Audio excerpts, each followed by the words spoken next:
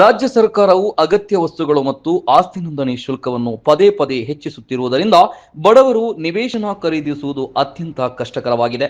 ಈ ಬೆಲೆ ಏರಿಕೆಯಿಂದ ಜನಸಾಮಾನ್ಯರು ತೀವ್ರ ಸಂಕಷ್ಟ ಎದುರಿಸುತ್ತಿದ್ದಾರೆ. ಸಾಮಾಜಿಕ ಹೋರಾಟಗಾರರಾದ ದೇವಪ್ಪ ಇಟಗಿ, ಶಿವಪ್ಪ ನವಲಗುಂದ, ಯಮುನಪ್ಪ ಭಜಂತ್ರಿ ಮತ್ತು ರಮೇಶ್ ಹುಳಕಣ್ಣನವರು ತಕ್ಷಣವೇ ಸರ್ಕಾರವು ಬೆಲೆ ಏರಿಕೆ ಆದೇಶವನ್ನು ಹಿಂಪಡೆಯಬೇಕೆಂದು ಆಗ್ರಹಿಸಿದ್ದಾರೆ. ಇಲ್ಲವಾದಲ್ಲಿ ಮುಂಬರುವ ದಿನಗಳಲ್ಲಿ ರಸ್ತೆಗಿಳಿದು ಉಗ್ರ ಹೋರಾಟ ನಡೆಸುವುದಾಗಿ ಎಚ್ಚರಿಸಿದ್ದಾರೆ. ಈ ಕುರಿತು ಅವರು ಮುಂಡರಗಿ ತಹಸೀಲ್ದಾರ್ ಏರಿಸ್ವಾಮಿ ಅವರ ಮೂಲಕ ಮುಖ್ಯಮಂತ್ರಿಗಳಿಗೆ ಮನವಿ ಸಲ್ಲಿಸಿದರು.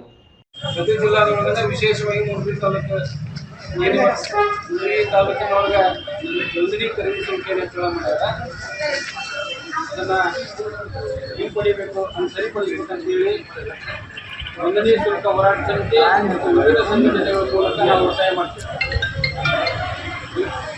ಇದೊಂದು ದುರಾಡಳಿತ ಸರ್ಕಾರ, ಇದೊಂದು ಅವಿವೇಕಿ ಸರ್ಕಾರ, ಇದೊಂದು ಜನ ವಿರೋಧಿ ಸರ್ಕಾರ, ಇದೊಂದು ರೈತ ವಿರೋಧಿ ಸರ್ಕಾರ. ಏನು ಹೇಳಬೇಕು ಶಬ್ದಗಳಿಲ್ಲ, ಸಹಿತವಾಗಿ ಸಿಗೋದು.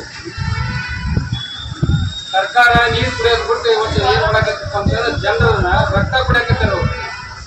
ಈ ಸರ್ಕಾರ ಬಂದಾಗಿನಿಂದಲೂ ಸಹಿತವಾಗಿ ಜನರಿಗೆ ನೆಮ್ಮದಿ ಇಲ್ಲ. ನೆಮ್ಮದಿಯನ್ನ ಸಂಪೂರ್ಣವಾಗಿ ಹಾಳು ಮಾಡಿಬಿಟ್ರು. ಎಲ್ಲ ರೀತಿಯೊಳಗೂ ತೆರಿಗೆ ಹೆಚ್ಚು ಮಾಡಿರೋರು. ಏನು ನೋಂದಣಿ ಶುಲ್ಕ ಅಷ್ಟೇ ಅಲ್ಲ, ಮತ್ತು ದಿನಬಳಕೆ ವಸ್ತುಗಳು, ಅಗತ್ಯ ವಸ್ತುಗಳು ನಾವು ಮಾರ್ಕೆಟ್ ಹೋಗಿ ಏನಾದ್ರು ತಗೋಬೇಕು ಸಾಧ್ಯ ಇಲ್ಲ. ಜನಸಾಮಾನ್ಯ ವಿಧಂತ ನಡೀತೇವೆ ಅಂತ ಹೇಳ್ತಾರೆ. ಏನು ನೋಡಿದ್ರೆ ನಾವು ಅವ್ರಿಗೆ ಗೊತ್ತಿಲ್ಲ ಅದು ವಿಧಂತ ನಡೀತೇವೆ.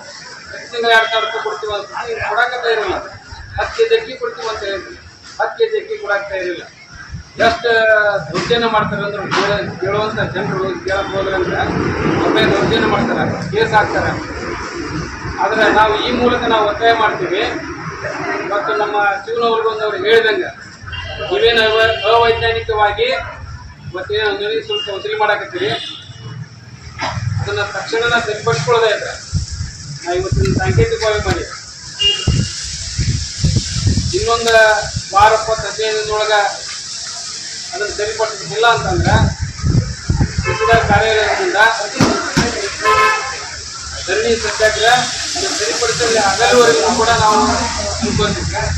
ನಾನು ಮೊನ್ನೆ ತಹಸೀಲ್ದಾರಿಗೆ ಮಾತಾಡ್ತಾ ಹೇಳಿದ್ದೆ, ನೀವು ಜಿಲ್ಲಾ DRO ಕಳಿಸಿದೆ ಅಂತ ಹೇಳಿ ಕಳಿಸಿಲ್ಲ. ಈ ನಿರ್ಲಕ್ಷ್ಯವನ್ನು ನಾವು ಸಹಿಸ್ಕೊಳ್ಳೋದಿಲ್ಲ. ಮುಂಡ್ರಿಗಿ ತಾಲೂಕು ಬಹಳ ಅನಾಥ ಸ್ಥಿತಿ ಒಳಗೈತಿ. ಇದೀಗ ನಿಮ್ಮ ಅಂಗೈಯಲ್ಲಿದೆ ಮಯೂರ ಟಿವಿ ಡಿಜಿಟಲ್ ವಾಹಿನಿ. ಹೆಚ್ಚಿನ ವಿಶೇಷತೆಗಳಿಗಾಗಿ ಸಬ್ಸ್ಕ್ರೈಬ್ ಮಾಡಿ, ಶೇರ್, ಲೈಕ್, ಕಮೆಂಟ್ ಹಾಗೆ ಫಾಲೋ ಮಾಡೋದ್ರ ಮೂಲಕ ಪ್ರೀತಿ ಹಾಗೂ ಪ್ರೋತ್ಸಾಹ ನೀಡಿ.